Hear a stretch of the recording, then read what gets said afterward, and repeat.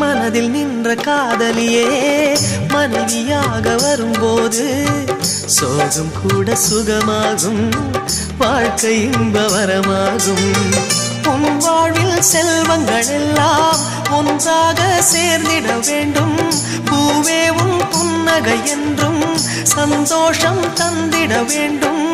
ஆசை காதல் கைகளில் சேர்ந்தால் வாழ்வே சொர்க்கம் ஆகுமே.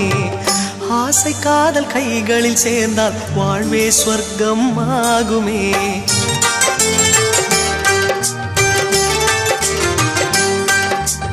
ஆனந்தம் ஆனந்தம் பாடும் மனமாசையின் ஊஞ்சலில் ஆடும்.